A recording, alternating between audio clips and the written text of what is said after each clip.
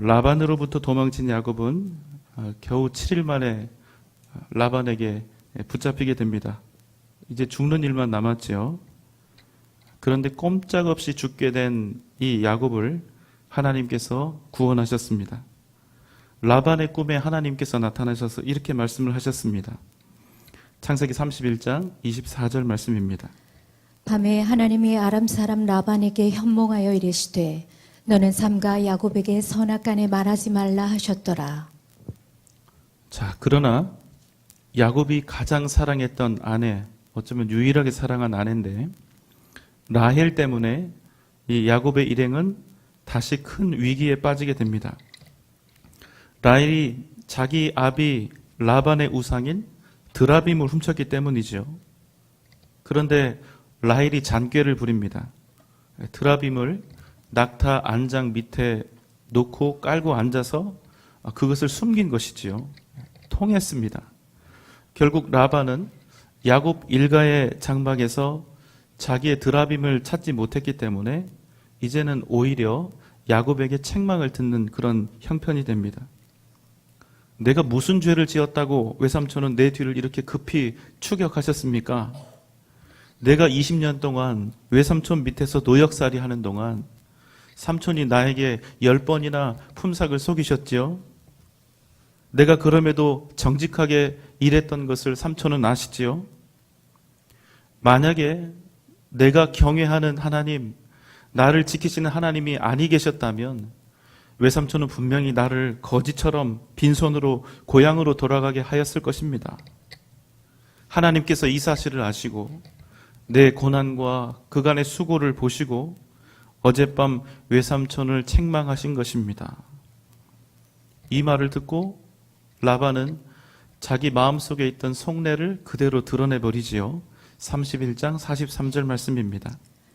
라반이 야곱에게 대답하여 이르되 딸들은 내 딸이요 자식들은 내 자식이요 양떼는 내 양떼요 내가 보는 것은 다 내 것이라 내가 오늘 내 딸들과 그들이 낳은 자식들에게 무엇을 하겠느냐. 무슨 말씀입니까? 외삼촌 라반의 마음에는 야곱의 것이 있다는 겁니까? 없다는 겁니까? 없다는 거죠.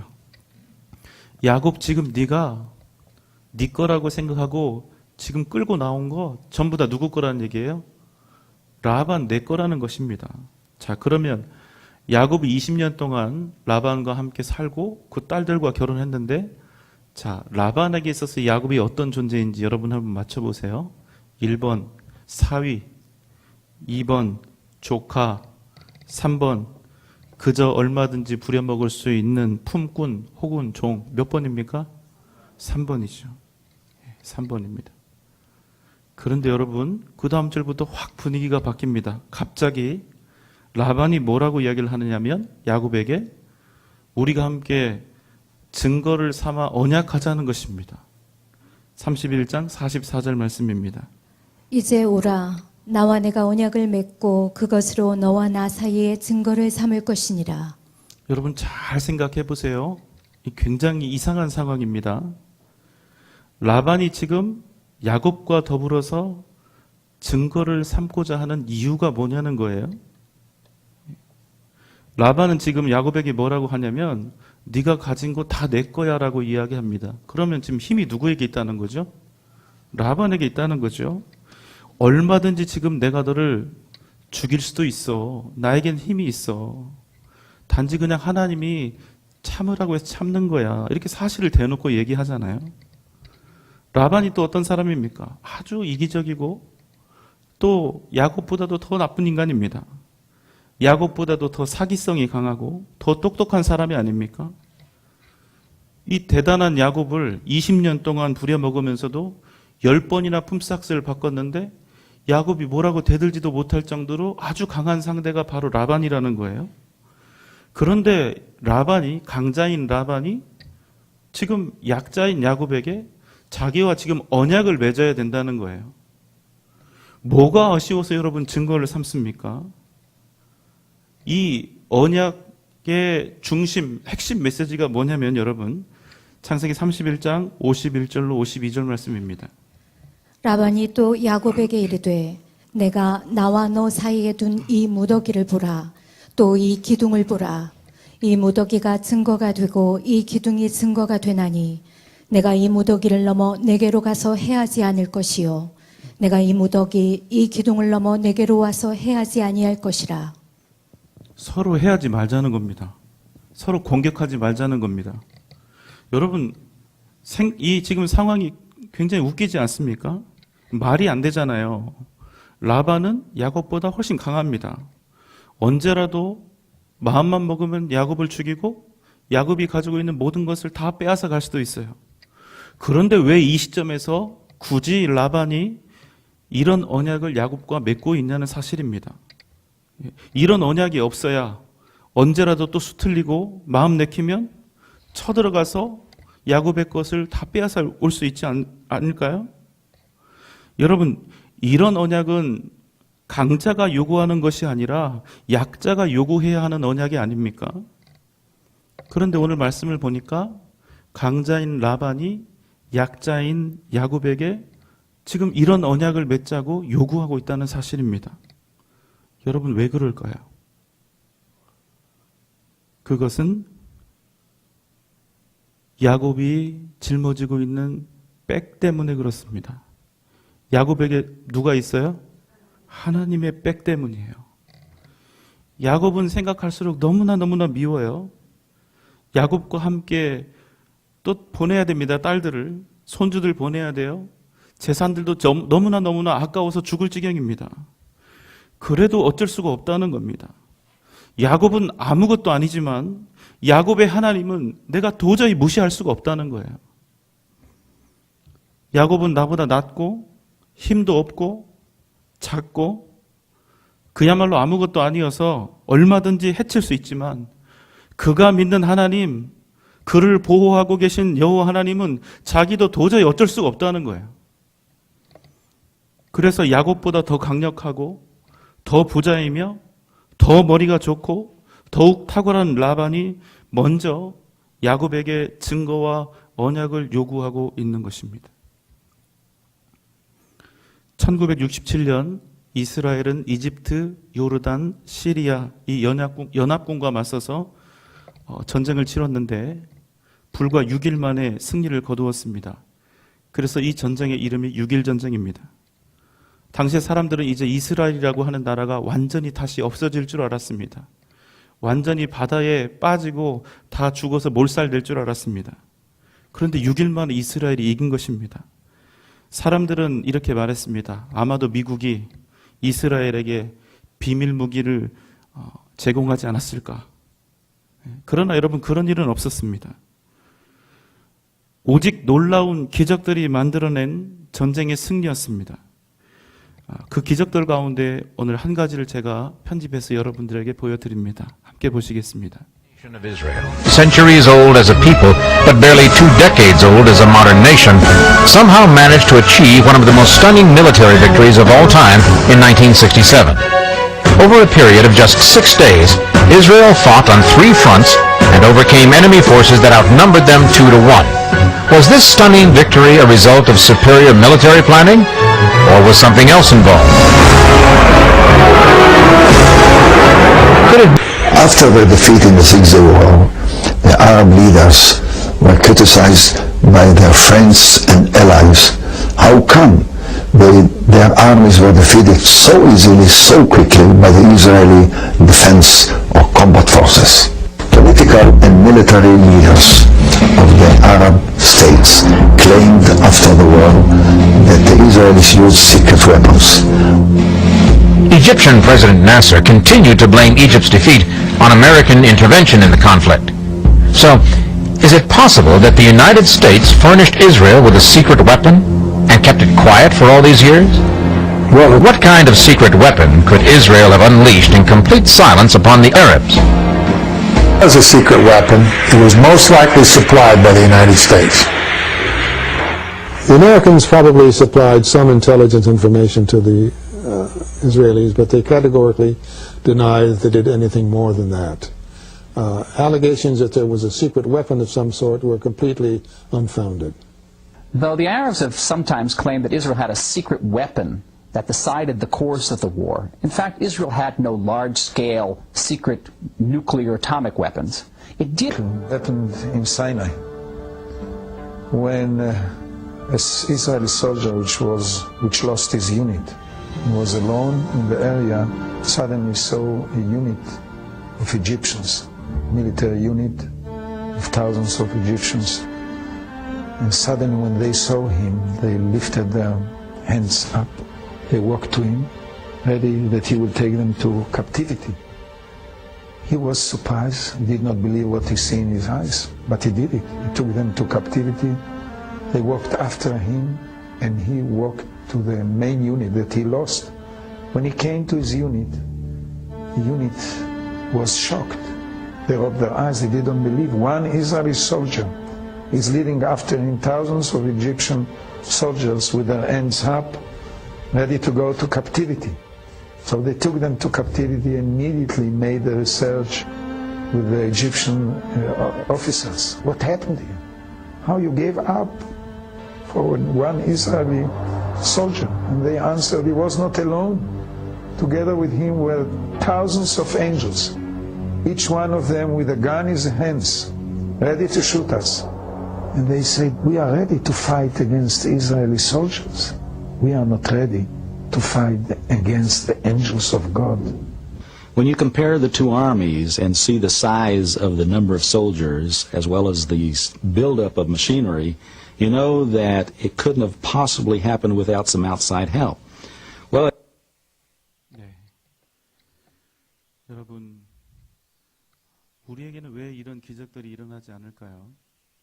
왜 그렇습니까? 그것은 우리가 온전히 믿음으로 살지 않기 때문입니다. 우리가 믿음으로 살지 않기 때문에 우리로부터 하나님의 살아계심도 보이지 않고 하나님의 일하시는 능력의 성도 나타나지 않게 되는 것입니다. 여러분 가만히 곰곰이 생각을 해보십시오. 너무나 당연한 이야기인데 하나님의 능력과 기적이 언제 나타날까 하는 것입니다. 언제 하나님의 능력과 기적이 나를 통해서 나타날 수 있을까? 그것은 오직 우리가 믿음으로 행할 때 나타날 수 있는 것입니다. 자, 한번 생각해 보세요. 내가 내 뜻대로 다 하고 내가 가진 힘과 세상의 방법들을 동원해서 이렇게 살면서 나를 통해서 하나님의 능력과 하나님의 기적의 역사가 그 도우심을 구한다면 여러분 이게 말이 되는 얘기입니까? 우리가 인간적으로 생각해도 이건 말이 안 되잖아요. 창세기 31장 48절 49절의 말씀입니다. 라반의 말에 오늘 이 무더기가 너와 나 사이의 증거가 된다 하였으므로 그 이름을 갈르에시라 불렀으며 또 미스바라 하였으니 이는 그의 말에 우리가 서로 떠나 있을 때에 여호와께서 나와 너 사이를 살피시옵소서 함이라. 49절을 그대로 띄워다 주세요. 49절에 보면 미스바라고 하는 이름이 나옵니다. 자, 그런데 이 이름을 누가 지었을까요? 미스바 굉장히 유명한 이름이잖아요. 미스바라는 이름을 누가 지었을까요? 라반이 지었습니다. 미스바 선교단, 미스바 찬양대, 미스바 운동, 미스바 교회 엄청나죠? 그런데 이 이름을 야곱이 지은 것이 아니라 라반이 지었다는 것입니다. 여호와 하나님의 크고 놀라우신 섭리와 당신의 백성을 살피시고 보호하시는 그 은혜를 야곱을 통해 보고 배웠던 그러나 끝까지 이방인이 되기로 작정했던 외삼촌 라반이 지었다는 사실입니다. 여러분 놀랍지 않으세요? 무슨 뜻입니까? 미스바라고 하는 뜻은 망대라는 뜻입니다. 망루라는 뜻이지요. 그래서 이런 의미입니다. 나 라반과 야곱이 함께 맺은 언약이 얼마나 성실하게 이행되는지 살아계신 하나님께서 망대에서 살피시는 파수꾼처럼 감찰해 주시기를 바랍니다. 이런 뜻에서 미스바라고 하는 이름을 지은 겁니다. 왜요? 야곱은 별거 아니거든요. 그까짓 것이거든요. 야곱은 하나도 안 무서운데 그러나 누구는 무섭다고요? 하나님은 무섭다는 것입니다. 그를 보호하시는 하나님은 두렵다는 거예요. 그래서 이 언약의 증인도 자기가 믿는 그 드라빔도 아니고 자기가 믿는 다른 신들이 아니라 여호와 하나님으로 삼은 것입니다. 그런데 여러분, 세상 사람들은 우리가 믿고 있는 하나님을 하나도 두렵게 생각하지 않습니다. 하나님이 전능하다고도 생각하지 않습니다. 왜 그렇지요? 우리가 살고 있는 모양을 보니까 안 믿어지는 것입니다. 우리가 입에 달고 살잖아요. 나는 하나님을 믿는 사람입니다. 나는 예수의 은혜로 구원을 받은 사람입니다. 나는 그 큰 사랑과 은혜를 받았습니다. 하나님께서는 기적을 베푸시고 이 성경 속의 기적은 실제 일어났던 일입니다. 그렇게 얘기하잖아요. 그런데 예수 믿지 않는 사람들이 우리가 사는 모습을 보고 판단해 볼 때 그들의 판단은 우리의 모습을 보니까 하나님은 없어요. 있어도 무능력하고 힘이 없어요. 왜 그렇습니까? 우리가 믿음으로 살지 않으니까. 하나님이 전능하시다 하면서도 우리가 하나님 믿고 사는 것처럼 보이지 않고 세상 믿고 세상 바라보면서 사는 것처럼 그들도 그렇게 보니까 우리보다도 더 정확하게 믿지 않는 사람들이 우리의 모습을 보고 하나님이 누구이신지를 판단해 버린다는 거예요. 사기꾼 야곱만큼도 우리가 못하고 있는 거예요, 지금. 그러니까 우리 모습을 보면 하나님 안 믿어도 되는 거예요. 저 사람이 믿고 있는 그 하나님은 절대로 살아계신 하나님일 수 없고 능력이 많으신 분일 수 없다. 저 사람이 하고 있는 걸 보면 저 사람이 받았던 예수의 사랑은 진짜일 수 없다. 뭐하러 믿습니까? 시간 버리고 돈 버리고 힘도 없고 능력도 없고 사랑도 없는 하나님을 왜 믿습니까? 우리가 하고 사는 걸 보니까 믿는다고 그렇게 목에 핏대를 올리고 이야기를 했던 그 사람이 진짜 힘든 일 만나고 진짜 어려운 일 만나고 진짜 자신의 유익과 관계된 일이 생기면 그 하나님을 얼마든지 버린다는 거예요.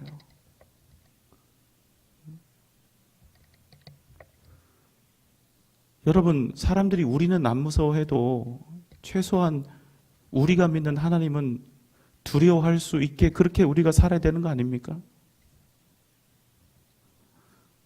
우리가 하나님을 제대로 믿지 않으니까 세상이 우리도 안 무서워하고 살아계신 하나님도 두려워하지 않는 것이죠.